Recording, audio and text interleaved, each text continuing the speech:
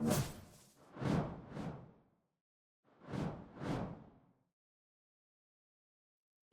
minasyaitonirrajim. Bismillahirrahmanirrahim. Alhamdulillahirabbil alamin. Nahmaduhu wa nasta'inu wa nastaghfiruh. Wa na'udzu billahi min shururi anfusina min sayyiati a'malina. Man yahdihillahu fala mudilla lahu wa man yudlil fala hadiya lahu. Asyhadu an la ilaha illallah wahdahu la syarika lahu. Wa asyhadu anna Muhammadan abduhu wa rasuluh. Subhanaka la ilma lana illa ma 'allamtana innaka antal alimul hakim.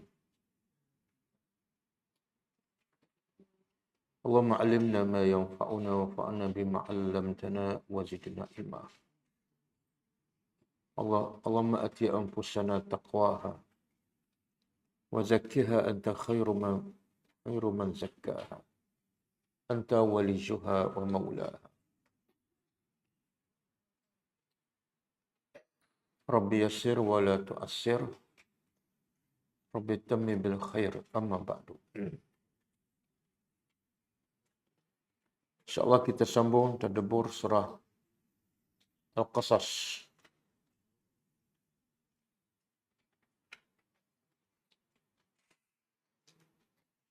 Ayat 7. Ayat 6. Sebelum tu kita tengok pengejaran ayat lepas.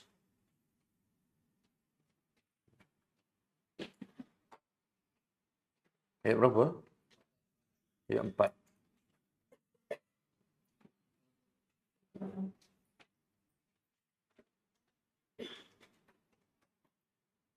Ayat 4. A'udzubillahi minasyaitonirrajim.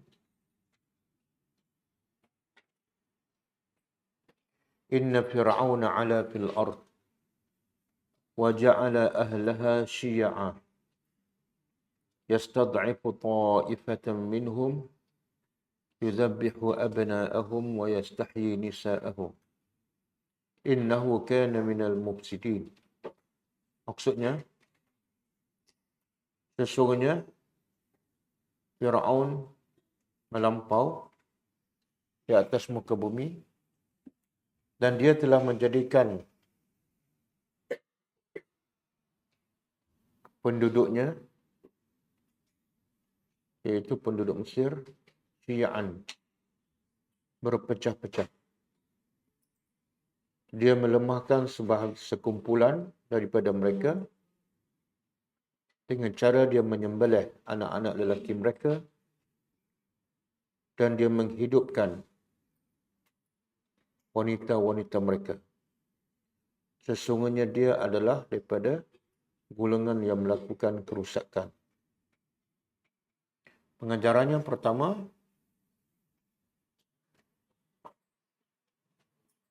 ayat ini menerangkan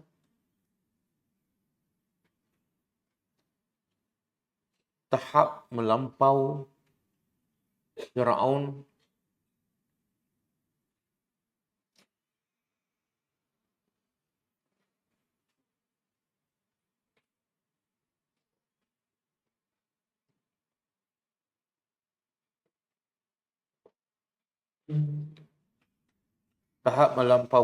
yang sangat besar di bumi Allah.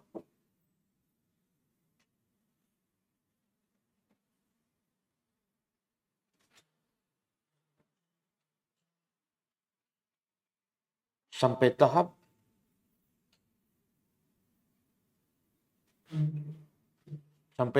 dia menyembelih hidup-hidup anak lelaki Bani Israel.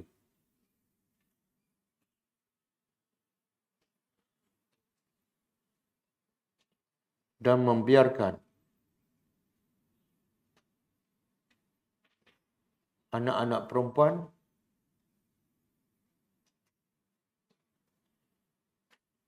hidup dan membesar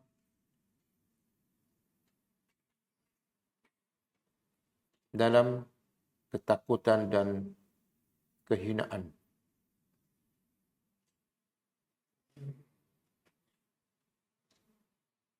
Dalam ketakutan dan kehinaan.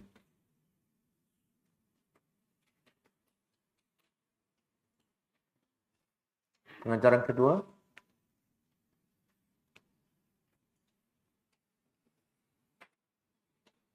sesiapa yang sombong dan melampau di atas muka bumi,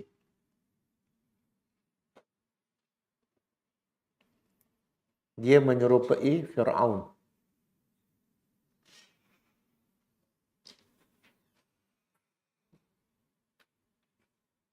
Dan sejahat-jahat manusia ialah yang menjadikan Fir'aun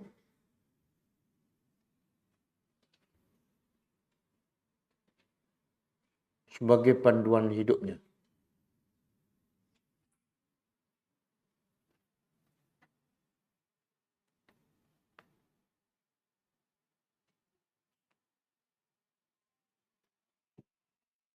Yang ketiga,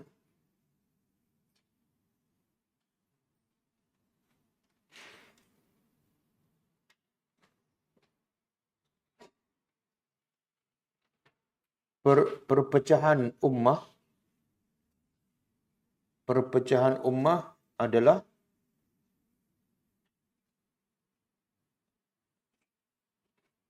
sebab utama kepada kelemahan dan kehinaan umat tersebut.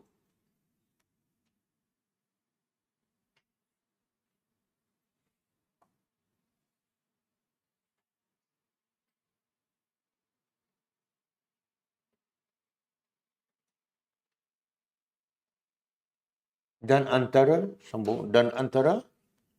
perancangan utama musuh ialah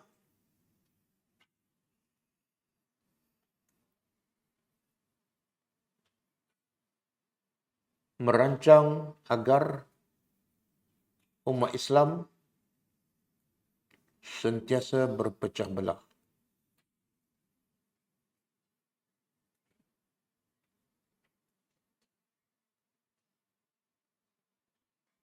Sebagaimana dilakukan oleh Fir'aun.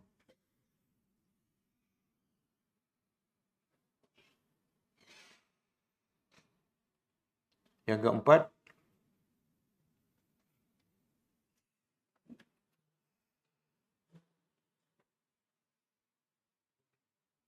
dasar pecah dan perintah adalah dicetuskan oleh Fir'aun.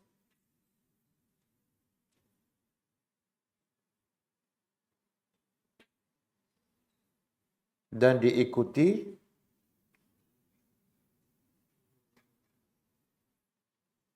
oleh pemimpin-pemimpin yang zalim sehingga ke hari ini.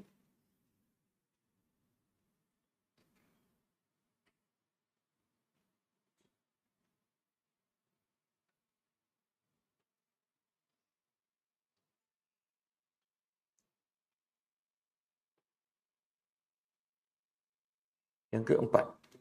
Yang kelima. Bani Israel adalah penduduk Mesir walaupun Bani Israel adalah penduduk Mesir walaupun asal mereka adalah daripada Syam.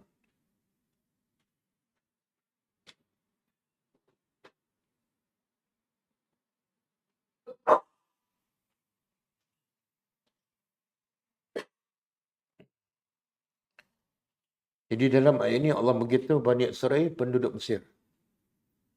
Pengajarannya, siapa yang tinggal di satu negeri, walaupun dia berasal daripada negara lain, maka dia dikira penduduk negeri tersebut. Okey. Sebab ada orang kata yang selain pada orang Melayu, bukan asal, bukan penduduk negeri tanah air. Itu tak bertepatan dengan Al-Quran. Jadi siapa saja orang luar duduk lama kat tempat kita, dia adalah penduduk Malaysia, tanah airku. Okey, yang ke-5, yang ke-6.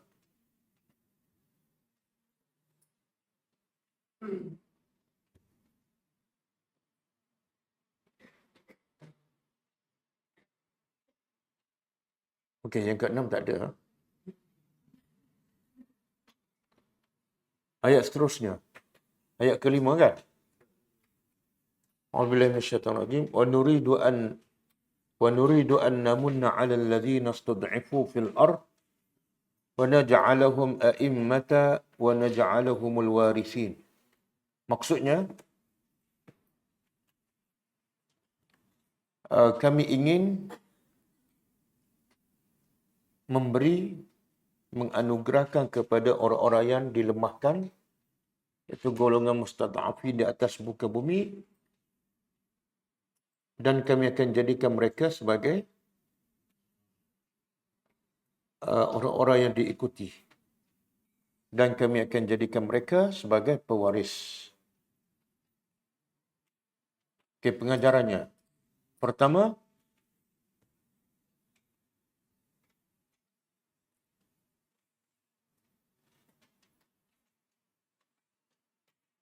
kesempurnaan kebesaran dan kekuasaan Allah Azza wa Jalla.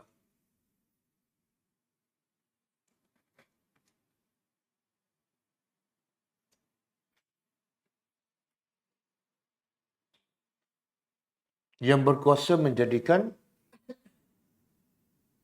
golongan yang lemah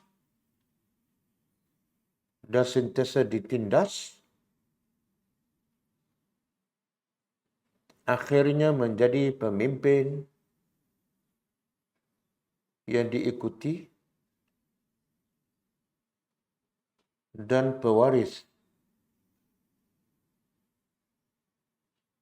kerajaan Taghut.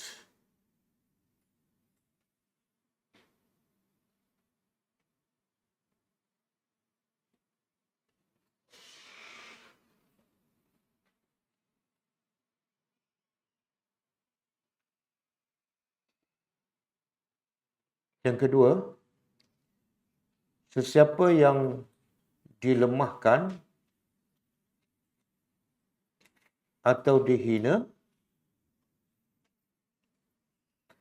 kerana menegakkan kebenaran,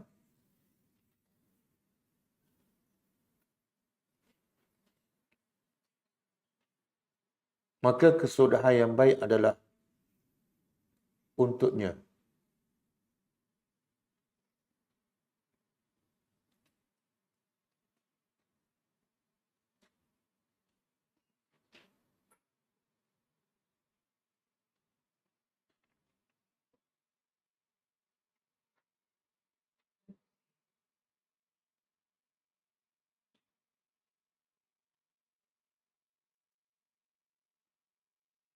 Yang ketiga, kelebihan Bani Israel yang mana Allah menjadikan mereka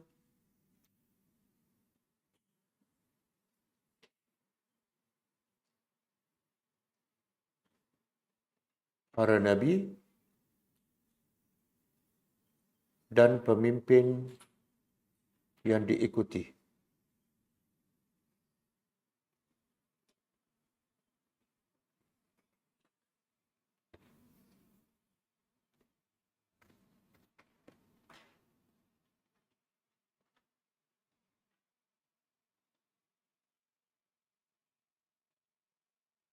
Okey, cukuplah. Kita ambil sambung tadabbur.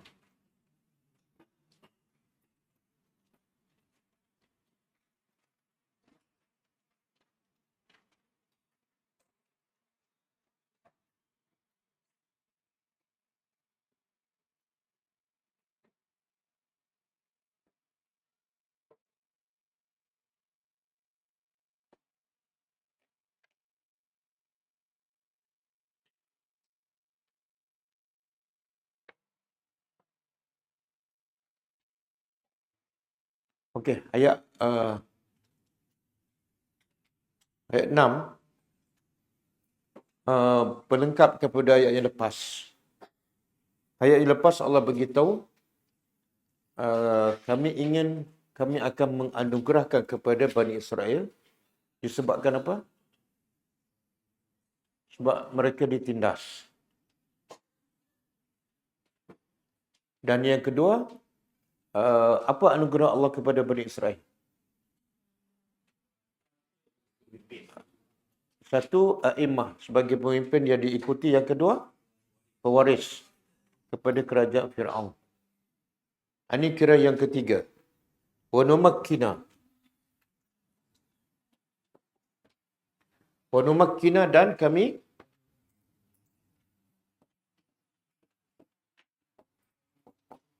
numakkin apa dah? Kami teguhkan, kami kuatkan.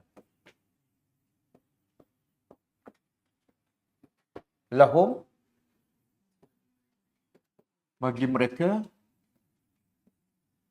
fil ardi di bumi. Kami teguhkan Bani Israel di bumi. Tapi sekarang kalau orang tanya, ada tak 3 kelebihan yang Allah bagi pada Bani Israel dahulu? Sebagai a'immah, sebagai pewaris dan Allah teguhkan mereka. Ada tak pada Bani Israel sekarang? Ada ke tak ada? Tak ada. Bahkan Bani Israel sekarang melampau yang ada ke Israel sekarang. Jadi macam mana nak selarikan apa yang Allah cakap dalam Quran dengan realiti sekarang? Orang kata macam tak selari je. Allah kata, Allah menganugerah pada Bani Israel sebagai pemimpin yang diikuti. Zaman yang jadi mana ayat ni untuk dulu je lah. Tak terpakai sekarang. Cuba buka surah Sejadah, ayat 24. Saya tak bagi. Surah Sejadah ayat 24.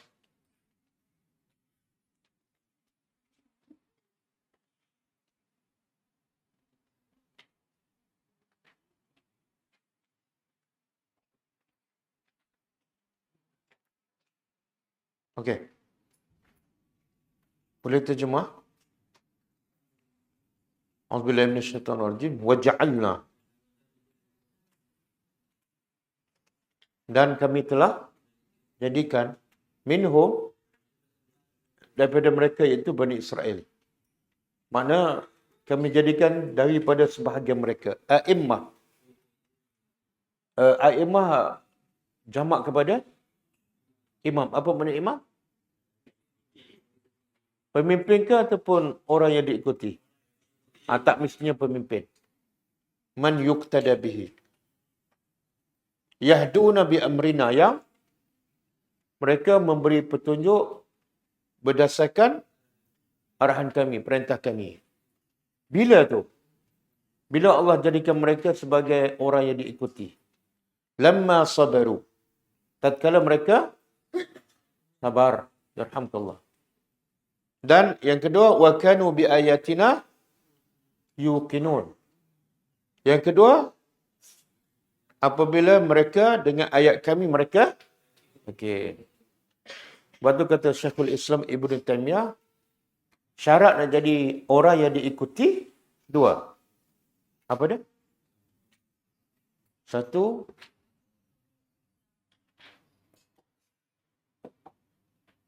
sabar.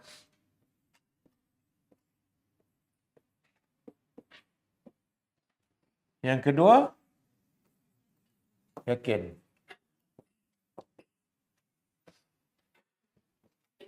Jadi kalau orang tanya, ada tak sifat kepimpinan ataupun contoh tauladan yang baik kepada Bani Israel sekarang? Jawapannya tak ada. Kenapa tak ada? Sebab tidak ada dua ni. Dan di sini juga kaedah umum, siapa nak jadi pemimpin ataupun orang yang dicontohi mesti ada dua. Satu, sabar. Yang kedua, yakin. Yakin pula dengan apa ni? Ayat Allah. Apa tanda orang tu yakin pada ayat Allah? Dia tadabbur dan dia ikut. Dia ikut perintah Allah. Yang kedua, bila dia ikut perintah Allah, ada cabaran tak? Ada. Cabaran nak beramal, cabaran nak menyampaikan. Maka dia sabar. Orang macam ni boleh jadi man yuqtada bihi. Contoh. Berapa banyak kita tengok ulama-ulama dahulu. Mereka bukan jadi pemimpin. Imam Syafi'i, Imam Ahmad bin Hanbal, Syekhul Islam Ibn Taymiyah. Mereka bukan pemimpin. Tapi sampai hari ini, kita sebut tak nama dia. Kita baca tak kitab-kitab mereka. Kita baca tak sirah-sirah dan jadikan contoh. Ambilkan. Tapi pemimpin zaman mereka, kita ambil tak contoh? Tak. Bahkan kita pun tak tahu siapa pemimpin di zaman Imam Syafi'i. Kenapa? Sebab tak ada dua syarat ni. Mereka tak yakin dengan ayat Allah dan mereka tak sabar. Okey. Kita balik pada ayat kita. Kami teguhkan bagi mereka fil ardi di muka bumi wa nuriya dan kami nuriya apa dah? Kami lihatkan kepada Fir'aun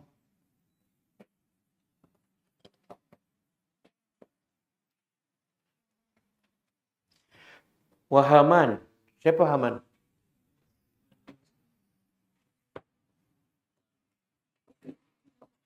Siapa Haman? Menteri kanan Fir'aun. Kenapa dia sebut menteri Fir'aun ni ramai, tapi kenapa dia sebut Haman saja? Katanya ini adalah penasihat utama. Dan Fir'aun banyak mendengar arahan daripada Haman. Menteri kanan. TPM kok? TPM 1. Dan wa junudahuma. Dan junud apa dah? Tentera. Satu ke ramai? Kalau satu, jundun. Kalau satu, jundun. Kalau ramai, junud. Dan tentera keduanya. Kami tunjukkan kepada Fir'aun, Haman dan tentera-tentera keduanya. Minhum. Daripada mereka, daripada kalangan mereka. Apa yang kami tunjuk? Apa yang Allah tunjuk pada mereka? Makanu. Apa yang adalah mereka yahzanun. Yahzan apa dia? Takut. Takut, risau, khawatir, berhati-hati. Okey, apa dia? Allah kata kami tunjuk pada Fir'aun, Haman dan tenteranya apa yang mereka takut. Apa itu? Apa yang Fir'aun dan Haman takut? Yang mereka, Fir'aun nak bunuh anak kecil Bani Israel sebab apa? Sebab takut kerajaannya jatuh. Maka Allah kata kami tunjukkan. Okey, persoalan. Fir'aun sempat tengok tak kerajaan dia jatuh? Dan kerajaannya diwarisi oleh Bani Israel. Sempat tengok. Tapi Allah kata kami tunjuk. Tunjuk masa mana? Masa? Dah mati macam mana nak tunjuk? Nak tunjuk masa dia hidup lah. Okey, cuba buka surah Yunus. Ayat 90.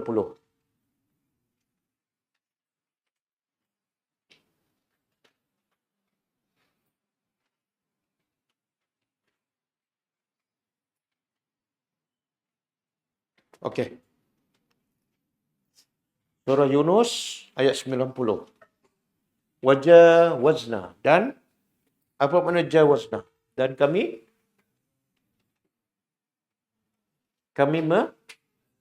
melepaskan, menyeberangi dengan Bani Israel al-Bahra, laut. Masa Musa bawa Bani Israel, setelah dikejar oleh Fir'aun kan, setelah melepasi laut, ani jawazna, setelah kami melepaskan Bani Israel akan laut, fa'atba'ahum, lalu Fir'aun ikut mereka. Fir'aun. Kenapa Fir'aun berada depan? Ayyuhat tullab. Kenapa Fir'aun berada depan? Fa'il kepada fa'atba'ahum. Fir'aun atba'a, mengikut mereka, iaitu Bani Israel. Dan Bani Israel lepas laut, Fir'aun pun ikut. Wa junuduhu, dan tentera Fir'aun. Kenapa dia ikut? Baghyan, kerana melampau, dan adwan, kerana permusuhan kepada Musa. Hatta sehingga iza, apabila adrakahul gharq. Semalam kita belajar bahasa Arab, jumpa perkataan al-gharq. Ingat? Yang belajar bahasa Arab. Ingat, apa mana? Lemas. Sehingga apabila lemas menguasai Fir'aun. Makna ketika dia tengah lemas, dia sempat bertaubat. Qala amantu. Aku telah beriman. Beriman dengan apa ni? Annahu, sesungguhnya, la ilaha illa, tidak ada Tuhan kecuali allazi, yang amanat, yang telah beriman dengan Tuhan itu oleh Banu Israel. Kenapa? Dia tak kata beriman dengan Allah, tapi beriman dengan Tuhan yang diimani oleh Bani Israel. Sebagai apa? Kenapa dia tak sebut beriman dengan Allah?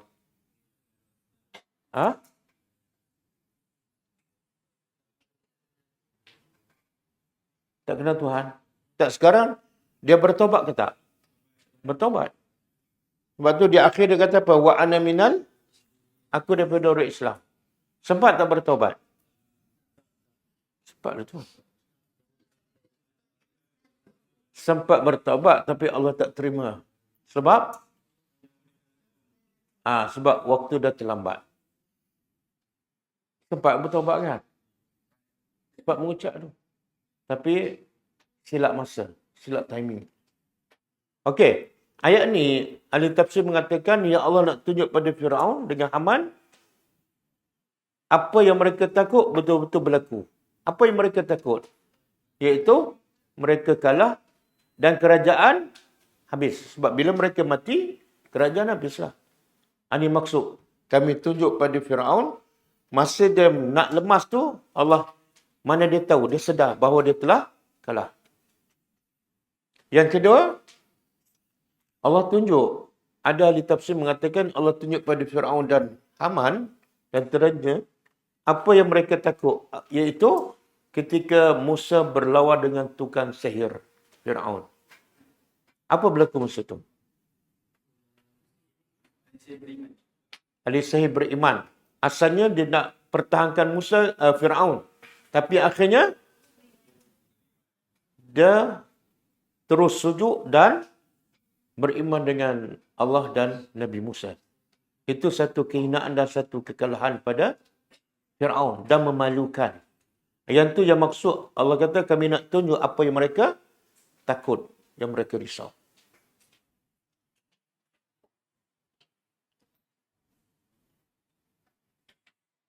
Kita balik pada ayat kita.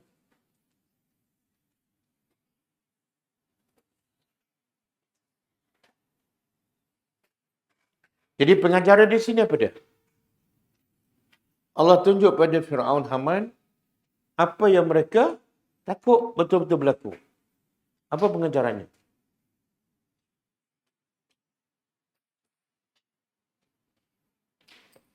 Ketakutan seseorang kepada sesuatu tak menghalang untuk dia juga ditimpa apa yang dia takut. Takut macam mana pun, kalau Allah takdirkan, kena. Makna kuasa Allah mengatasi apa yang manusia takut. Okey. Habis, ha? Sekarang Allah nak sebut cerita Musa, Nabi Musa AS dengan detail lagi. Wa auhayna.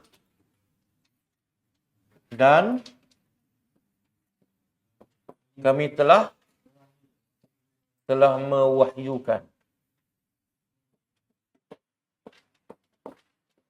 ila kepada Ummi, ibu Musa alaihissalam. Apa makna wahyu?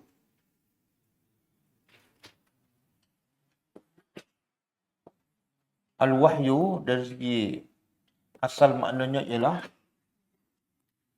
al-i'lamu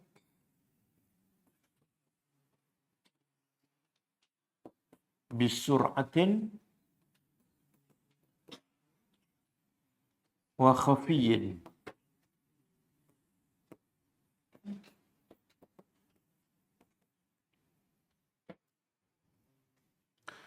Wahyu ialah i'lam. I'lam memberi maklumat. Tapi dengan cara apa? Bisur'ah. Sur'ah apa dia? Cepat. Khafiyyin, tersembunyi. Wahyu ialah memberi maklumat dengan cepat dan tersembunyi.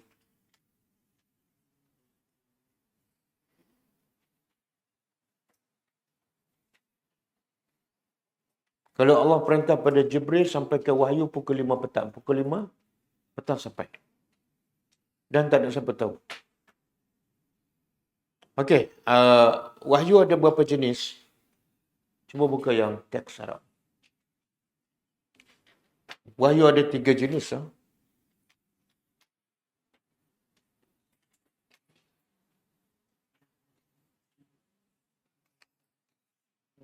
Qala Sam'ani aksarul mufassirin.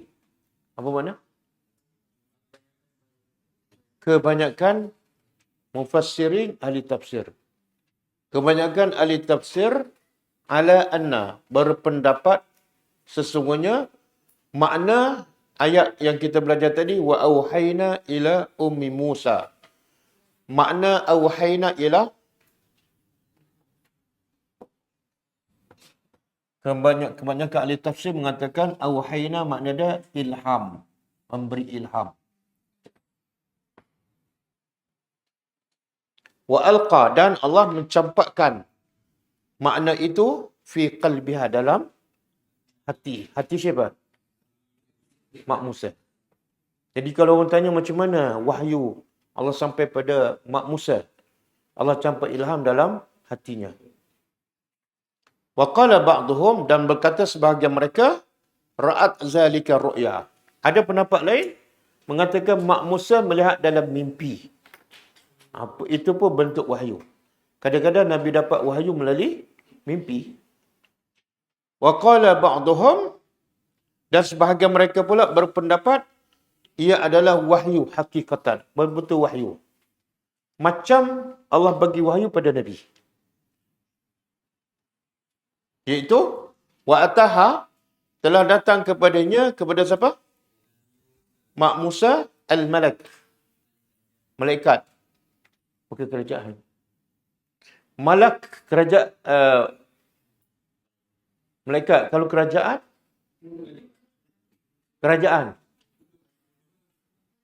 oh, Tajul Muluk. Tak, kerajaan mulk. Surah Al-Mulk. Kalau raja, Malik. Kan? Malik Yaumiddin. Jadi, beza baris je. Kalau malak, malaikat. Kalau malik, raja. Kalau mulk, kerajaan. Okey. Jibril, malaikat datang kepadanya, Mak Musa, bihaza, dengan ini, iaitu dengan wahyu daripada Allah. Melainkan annaha lam takun nabiyyah. Wahyu yang Allah bagi pada Mak Musa sama dengan wahyu Allah bagi pada Nabi. Ini satu pendapat. Cuma biasanya apa? Mak Musa bukan Nabi. Kenapa? Sebab wahyu yang Allah bagi pada Nabi semuanya syariat.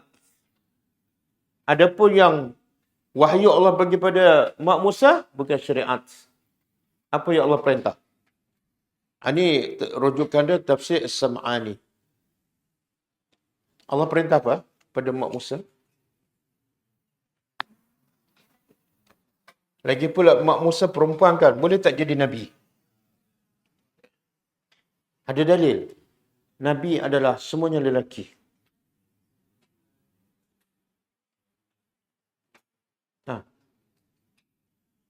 Ada dalil. Satu ayat daripada yang Sakib hafal. Tak ingat. Okey. Apa kata Allah? Kami wahyukan kepada Mak Musa an ardi'ihi, agar susukannya. Susukannya. Perintah, susukannya. Nya tu balik pada siapa? Musa, Nabi Musa AS. Satu perintah. Fa'iza khifti, maka iza apa dia? Apabila khifti. Khifti apa dia? Takut. Siapa takut? Mak Musa? Ti. Apa makna ti? Awak. Inilah wahyu. Allah bercakap dengan Mak Musa. Apabila awak. Kat mana awak tu? Ti. Kalau awak seorang perempuan takut, khifti. Kalau awak seorang lelaki, khifta. Kalau aku takut, khiftu. Mudah je bahasa Arab. Tukar baris je. Tati, tu.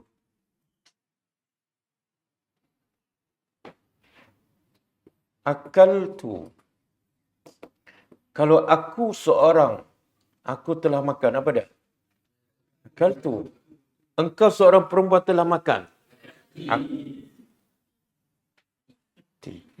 Engkau seorang lelaki? Tak. Kan? Kalau bahasa Melayu, nak tukar jantina, kena tukar apa? Tukar baris. Tukar ayat. Awak lelaki, awak perempuan, saya, kan? Susah bahasa Melayu. Okey, apabila engkau takut. Allah perintah apa tadi? Susukannya. Di mana susukannya? Di rumah lah. Dan apabila engkau takut, alaihi, engkau takut. Alaihi ke atasnya. Takut apa ni? Takut pada Musa. Takut apa? Takut dibunuh. Sebab masa tu, mana-mana anak lelaki Bani Israel yang baru dilahirkan, jumpa je bunuh. Jumpa bunuh. Masa itulah Allah takdirkan Mak Musa beranak. Beranak pula lelaki. Tengok susukan di rumah. Kalau takut dibunuh, Allah perintah yang kedua. Fa'alqihi. Maka alqi apa dah? Campak.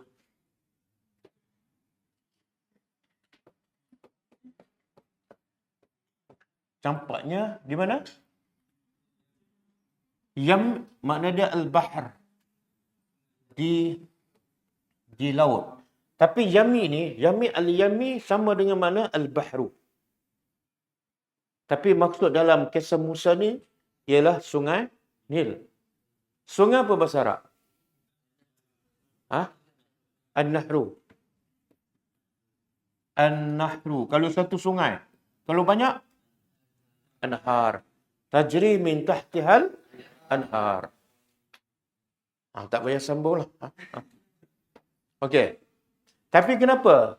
Sungai Nil. Tapi dinamakan Al-Yam. Yang bermakna laut. Sebab sungai tu besar sangat macam laut. Siapa pernah pergi Mesir? Memang saya pernah pergi. Saya nak cerita siapa-siapa yang pernah tengok. Sungai Nil ni memang besar. Okey. Campak dalam laut. Tapi campak macam tu ke apa tu? Ha? Ubur dan kotak. Tapi ayat ni tak sebut pun kotak. Yang kata duduk dalam kotak tu ada ayat Quran ke ataupun reka-reka? Dia, kalau ikut ayat ni campak terus kan? Yang kata dalam kotak tu? Cuba buka surah Taha. Ayat 38.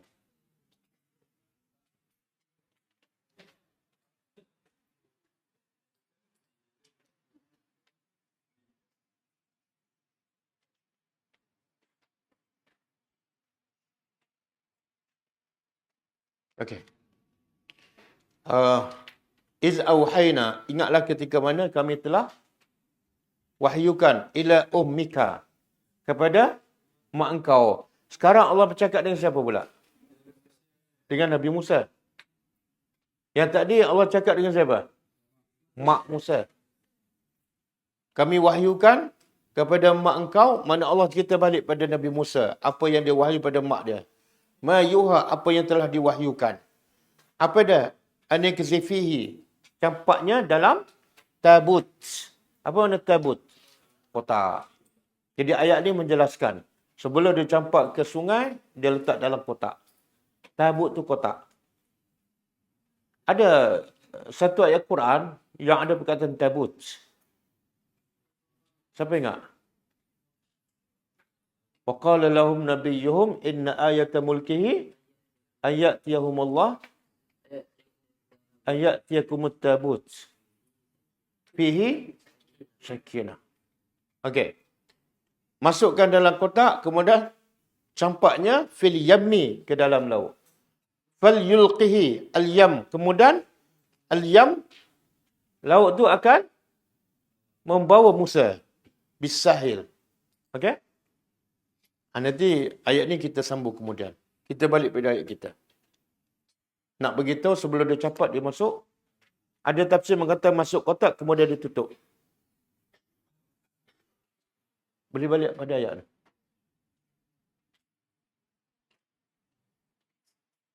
Okey. Kemudian Allah kata apa? Wala takhafi. Dan jangan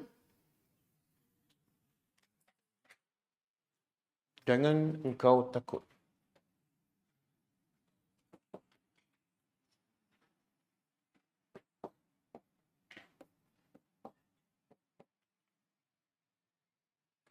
Jadi kalau nak larang perempuan, wala takhafi. Tak dengar. Kalau nak larang lelaki, ini perempuan lah. Mu'annas ni perempuan lah. Nak larang perempuan. La takhafi. Ada ya. Kalau nak larang muzakkar lelaki, la macam mana aja? Takha alif. Alifah. Salah. Fa saja.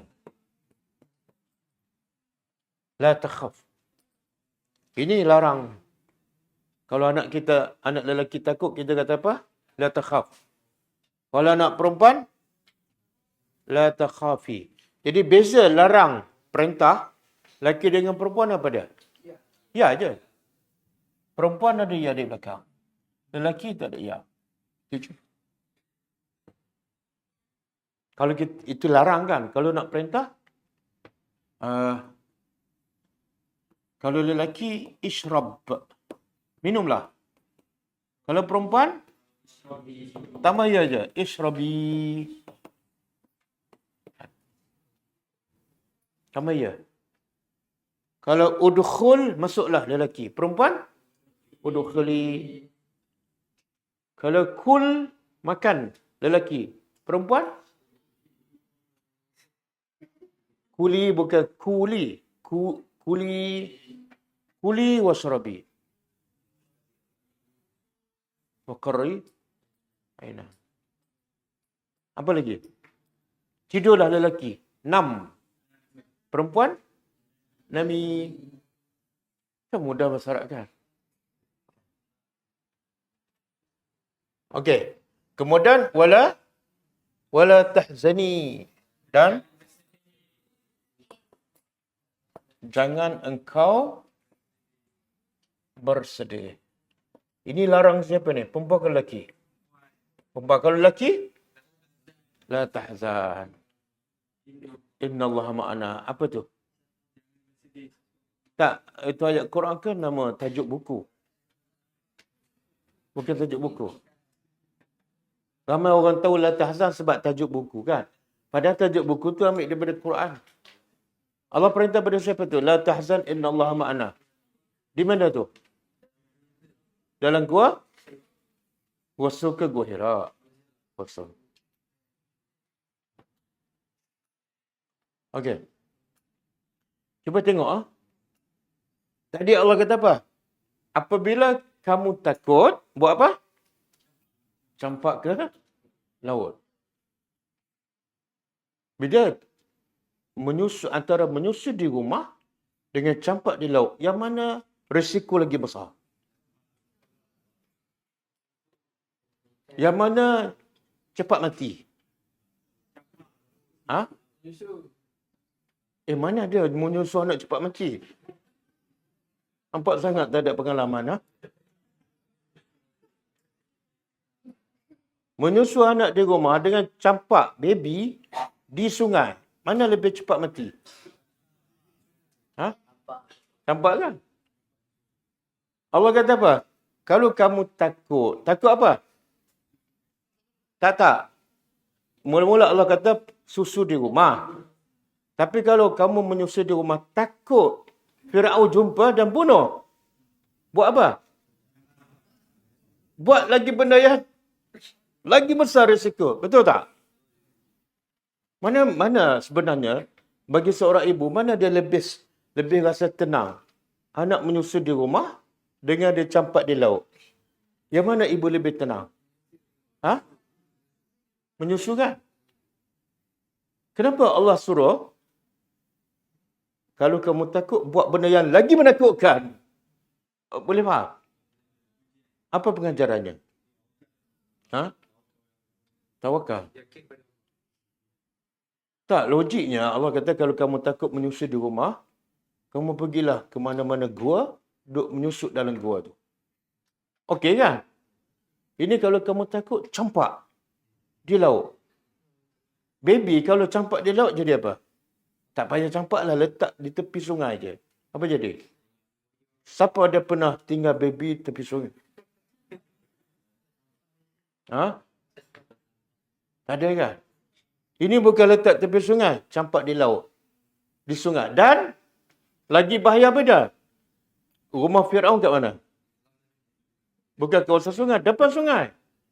Lagi menakutkan. Boleh faham?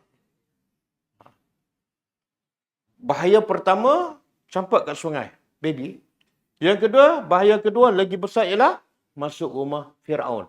Yang mana Firaun ni dah bunuh beratus, beribu dah budak kecil sebab takut budak tu jatuhkan dia.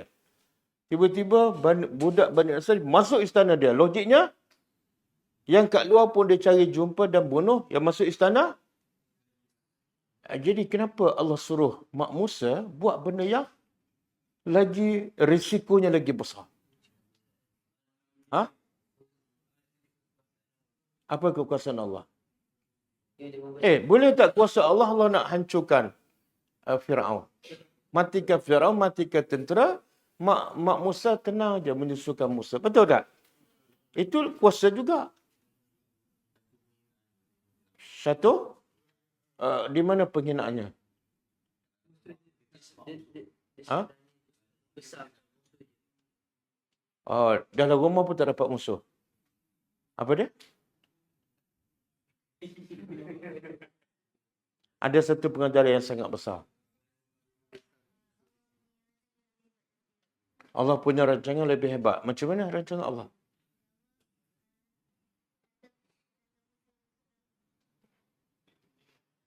Okey. Kalau pengajaran yang besar ialah, kalau Allah nak jaga seseorang, apa saja perancangan nak binasakan dia, nak bunuh dia, semua gagal.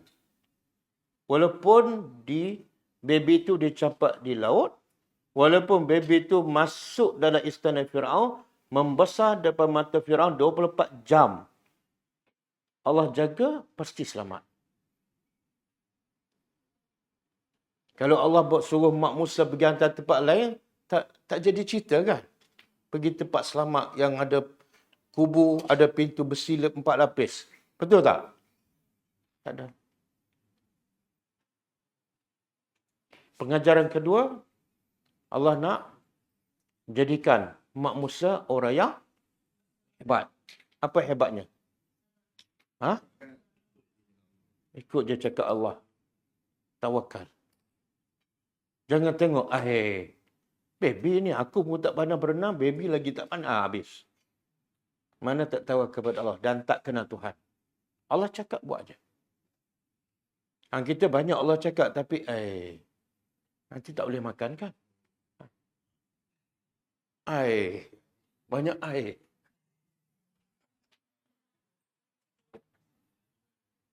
Sebab tu Allah suruh pemuda kafir dikejar oleh kerajaan yang zalim.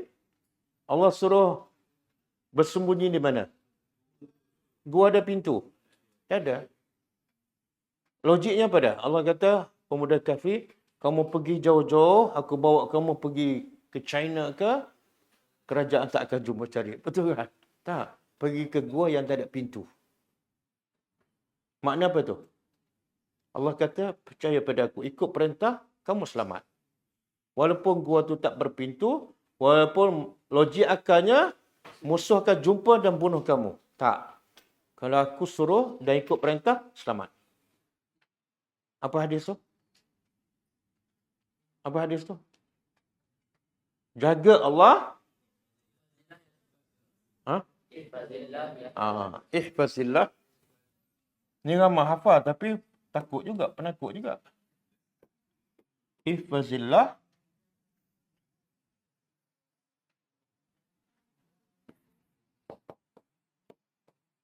Yahfazka.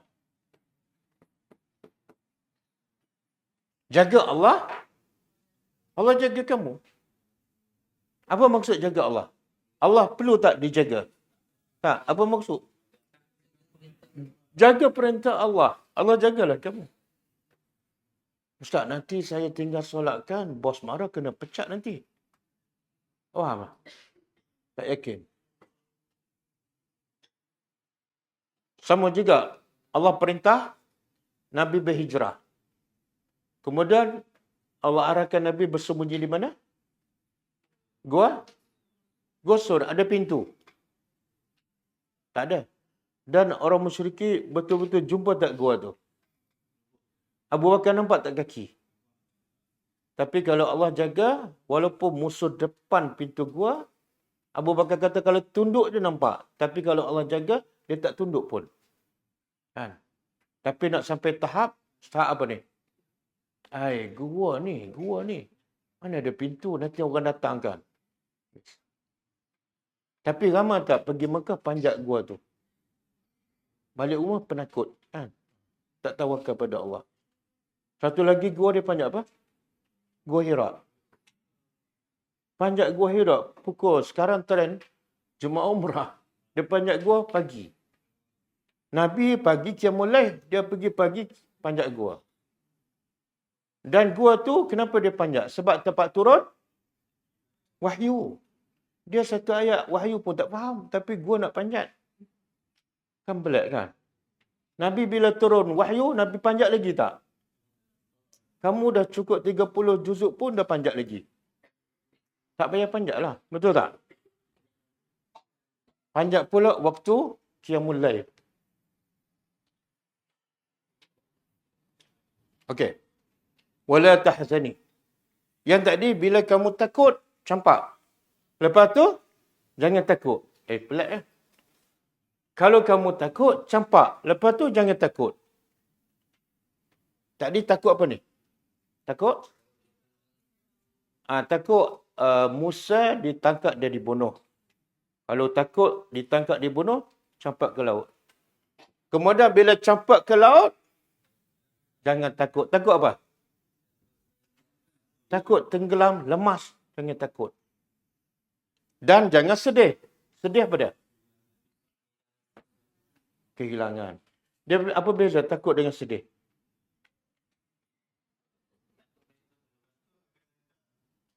Takut akan datang.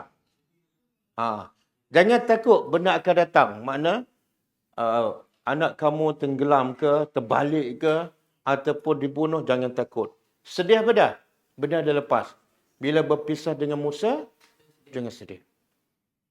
Dan Allah begitu sebab. Kenapa jangan sedih? Kenapa tak perlu takut? Ini sebabnya. Jaminan Allah. Inna sesungguhnya kami raduhu. Raduhu. Apa makna? Kami akan kembalikannya. Ilaiki, kepada engkau. Berita gembira. Tadi sedih kan sebab berpisah. Allah kata jangan sedih. Sebab apa? Aku akan kembalikan. Allah sebut tak berapa lama? Tapi kita tahu tak berapa lama? Kan Musa nak menyusu. Firaun cari semua orang, ibu-ibu tak nak bagi menyusu kan. Semua dia tak nak. Akhirnya, siapa yang tunjuk kepada mak Musa sebagai penyusu? Kakak Musa. Kakak Musa. Nak tak aku tunjuk ada seorang ibu ni dia boleh menyusu. Padahal mak Musa lah. Makna tempoh tu tak lama lah. Sebab kalau lama tak menyusu boleh mati. Satu, berita gembira. Yang kedua, berita yang lagi gembira daripada yang pertama. Waja'ilu, dan kami akan jadikannya minal mursalin, daripada kalangan para rasul. Makna berita yang paling bergembira kepada mak Musa. Apa dia? Jangan takut, jangan sedih. Satu, aku akan pulangkan. Yang kedua, dia akan jadi rasul kepada umat manusia. Jadi dalam ayat ni ada 2 perintah, 2 larangan, 2 berita gembira. Keluarkan. Apa 2 perintah? Susukan. Yang kedua, campak. Larangan, jangan sedih. Jangan. 2 berita gembira. Satu, Allah pulangkan kembali. Yang kedua, boleh. Tengok orang yang yakin dan tawakal pada Allah, tengok apa yang Allah balas. Kan? Kadang-kadang kita takut nak berpisah dengan anak. Tapi anak jadi apa tak tahu. Betul kan? Ini berpisah bukan lama pun. Allah nak test. Kalau kamu ikut perintah Allah, kamu akan dapat balas sayang sangat-sangat besar. Jadi macam mana kita nak hilang rasa takut? Nak hilang rasa takut dan sedih? Ikut dalil? Dalil salah satu ayat ni lah. Kenapa Allah kata, kenapa mak Musa akhirnya tak sedih dan tak takut? Sebab dia ikut perintah Allah. Allah kata susu-susukan. Allah kata campak-campak. Kan? Allah kata jangan sedih. Kemudian jangan takut. Cuba buka surah Al-Baqarah. Ayat apa? 38 lah. Ayat 38.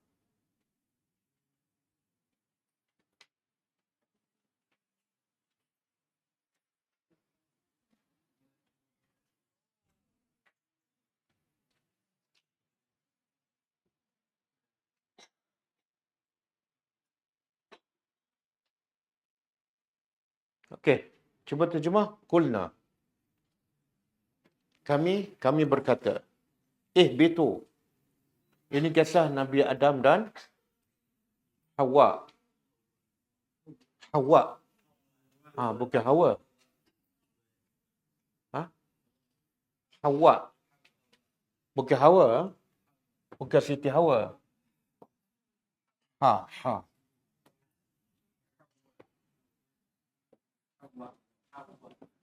Hawa.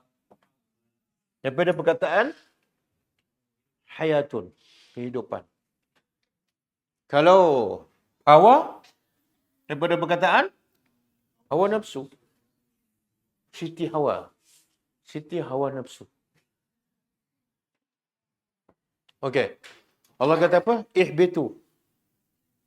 Turun. Minha, daripada surga. Turun makna keluarlah. Sebab, apa sebab? Kenapa Allah suruh Adam dan Hawa keluar daripada surga? Sebab langgar? Tapi kan dia dah bertobat. Kan dia bertobat. Sebab Allah nak turunkan.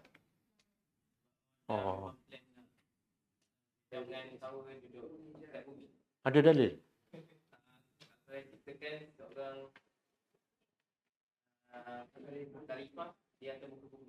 Itu ayat berapa tu? Wa iz qala rabbuka lil malaikati inni mula tak boleh, sambung je boleh. Inni ja'ilun fil ardi khalifah.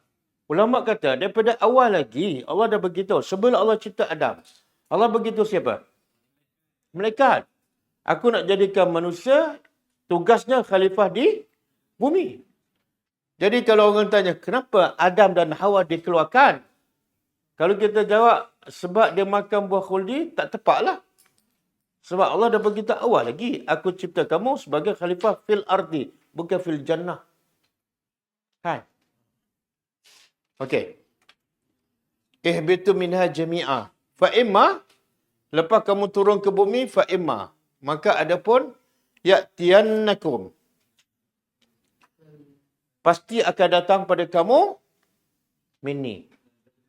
Datang pada kamu daripada aku. Bukan datang daripada kamu, daripada tok guru kamu. Daripada aku. Apa datang daripada aku? Petunjuk, hudan. Kemudian Allah beritahu. Faman tabi'a. Siapa yang ikut? Bukan baca. Bukan hafal. Bukan khatam. Bukan terenung. Siapa yang ikut hudaya, petunjukku, fala khaufun alaihim. Pasti dia tidak ada rasa takut, walahum yahzanun, dan mereka tak sedih. Jadi tips untuk hilang rasa takut dan sedih, apa dah? Bukan makan ubat penenang jiwa. Ikut je perintah Allah. Buktinya, Mak Musa tadi. Walaupun logik apa? Campak bayi dalam sungai tu, benda yang paling menakutkan. Tak, ikut je perintah Allah. Kemudian masuk istana Fir'aun, lagi mudah Fir'aun nak bunuh. Tak, ikut je perintah Allah. Tidak ada takut, tidak ada sedih. Okey. Ada lagi surah ni? Surah Al-Ahqaf.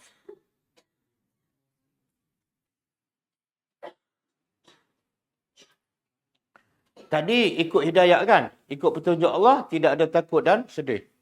Ini tambahan. Cuba terjemah. Inna. Sesungguhnya allazina. Orang-orang yang qalu. Mereka berkata, Rabbuna Allah. Tuhan kami adalah Allah. Summa istaqamu. Kemudian dia ada istiqamah. Dia beriman, dia taat pada perintah Allah. Tambah satu lagi. Istiqamah. Maka Allah bagi jaminan. Fala khawfun alaihim walahum yahzanun. Jadi kadang-kadang dia kata, Ustaz, saya dah beriman. Saya dah ikut hidayah Allah. Tapi ada juga rasa takut. Cek satu lagi. Istiqamah. Kadang-kadang dia tak pada Allah bermusim. Musim haji, musim Ramadan. wala hum yahzanun. Okey? Sekarang ramai tak orang takut? Takut pada rezeki, takut pada orang, betul tak? Kadang-kadang isteri pun takut pada suami sebab suami kadang-kadang bunuh isteri. Kadang-kadang takut pada polis. Kadang-kadang macam-macam. Kadang-kadang mak bapak takut pada anak. Sebab ada anak yang bunuh. Cek apa sebab. Puncanya, saya ikut perintah Allah.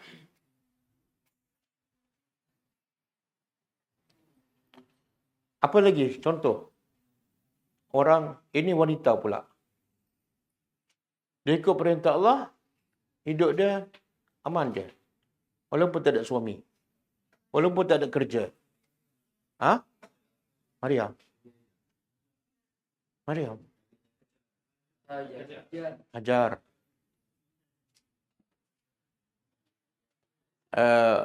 Hajar ada suami tapi tak ada suami bersama. Kan? Mana lebih mencabar? Maryam ataupun Hajar? Hajar. Sebab Hajar duduk di mana? Semua tak ada kan? Sungai tak ada, pokok tak ada, kedai tak ada, rezeki tak ada, suami tak ada. Tapi selamat tak? Selamat. Hanya kerana ikut perintah Allah.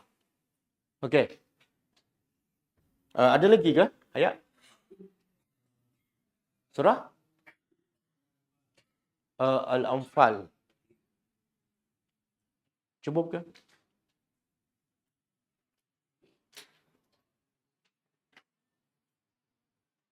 Okey, ini biarlah kemudian. Kita balik pada ayat kita.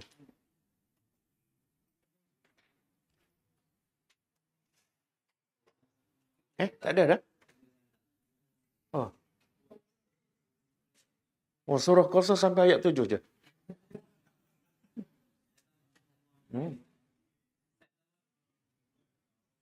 Kita baru 2 ayat kan? 6, 7. Cuba tengok ayat 8. Panjang tak? Panjang tak? 2 baris.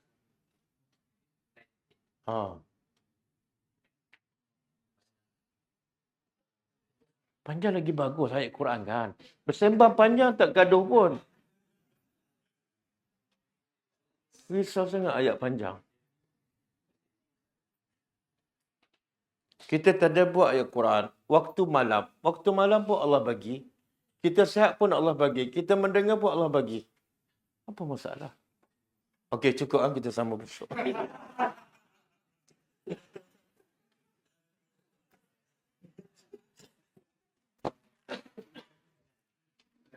Ada soalan?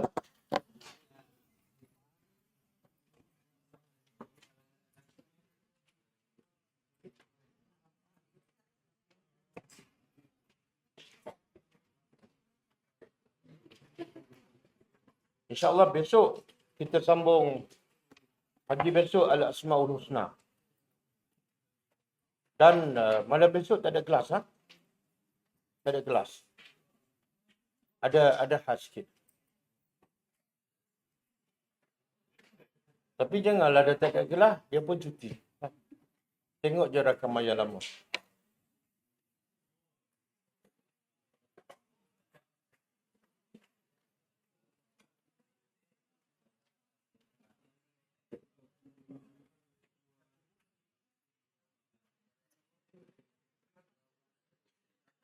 Kita tutup dengan membaca tasbih kafarah. Subhanakallahumma wa bihamdika asyhadu an la ilaha illa anta astaghfiruka wa atubu ilaik. Assalamualaikum warahmatullahi wabarakatuh. كتاب الله ترق جنانه وتنى العظيم